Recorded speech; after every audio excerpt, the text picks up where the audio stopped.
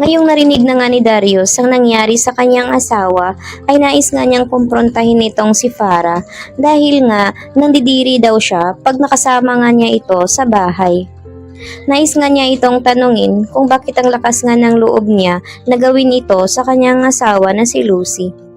Subalit nga ay tinitigilan pa rin niya ang kanyang sarili at ayaw muna na itong ibuko hanggat wala pa nga itong matibay na ebidensya at pruweba kung totoo nga ba talaga ang sinasabi nito nga ni Apo Berta.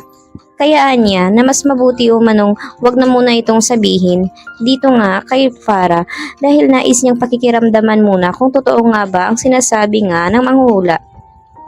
Samantala nga ay nakapansin na nga itong ang si Farah na parang umiiba na nga ang kanyang asawa na si Darius at ayaw na nga nitong tumabi sa kama. Kaya naman hindi mapigilan nga ng demonyeta na tanungin nga itong si Darius kung may nagawa ba siyang mali at bakit naiba na umano siya at napapansin niya hindi na nga raw ito natutulog sa kanilang silid. Subalit nag-aalibay naman itong si Darius at Anya na nais lang umano niyang matulog mag-isa dahil nasisikapan daw siya at naiinitan.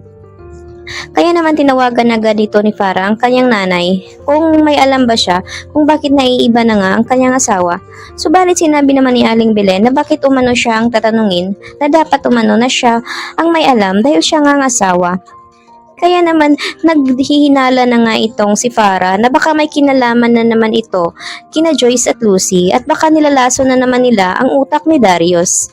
Kaya nabahala na nga itong si Farah at aalamin niya ang nangyari dito.